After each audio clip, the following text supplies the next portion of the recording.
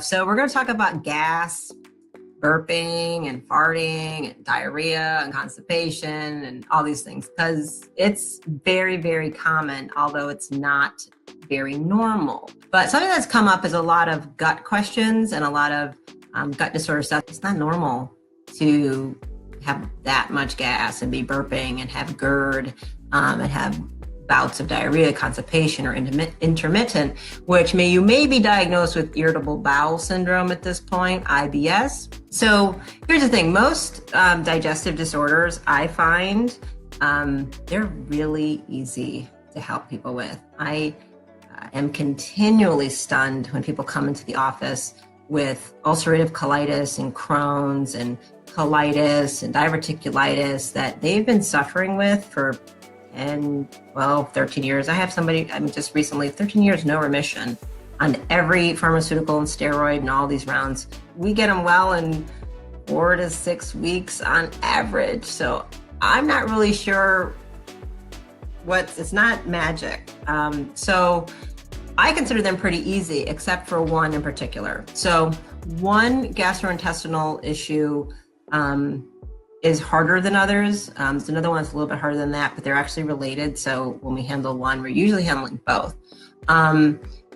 It's been coming in and I've been kind of catching it on some people, and I'm not really sure why people's doctors aren't catching it, because 64% of all irritable bowel syndrome has this involved, but this is a piece that's not getting caught.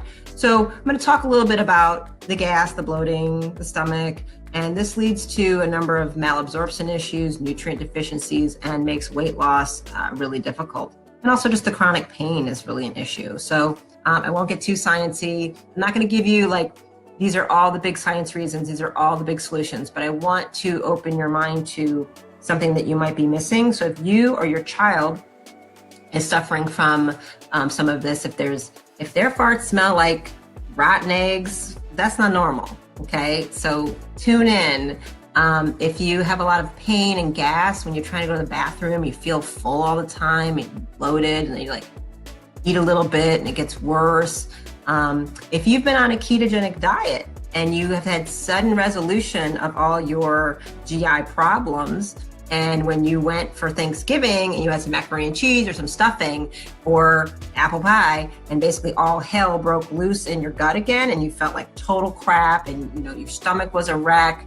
Again, that's not normal either. So I'm a big ketogenic fan, and we use that as a clinical tool. I use it in my own life, but you do not have to be eating a ketogenic diet to have a normal digestive tract. The only reason that's happening is because I think a lot of people have this thing undiagnosed and they get on a keto diet and they have this massive improvement in their gut dysbiosis because they don't know what's actually going on. And as soon as they eat something else, they start the whole cycle up again because they didn't actually go to the cause and correct it. They did one part of a pronged tool that we use to really correct the whole thing at the cause. So it's been popping up a lot, and it's like people don't understand why that's actually working because they're doing it by accident. And that's good, but you might as well, you get really good results in life if you're purposeful and intentional and you know what you're doing and why.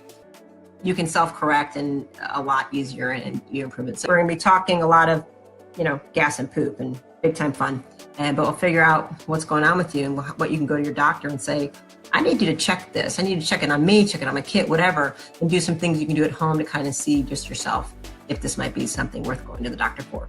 Because believe it or not, sometimes you guys need to come and see us. We're not the worst places to go. I know sometimes they're like, stay healthy, stay out of the doctor's office. That's true. I agree with that, but the right kind of doctors can help you a lot. So gas, bloating, irritable bowel. Why isn't your irritable bowel getting better? Why aren't some of your issues getting better? Maybe it's this issue that you don't know about and you didn't know. Your doctor doesn't know yet, and you need to find a new one or educate them. Doctors actually like that. We like to learn, at least some of us. And if your doctor doesn't want to learn, find a new one. Have a good day, guys.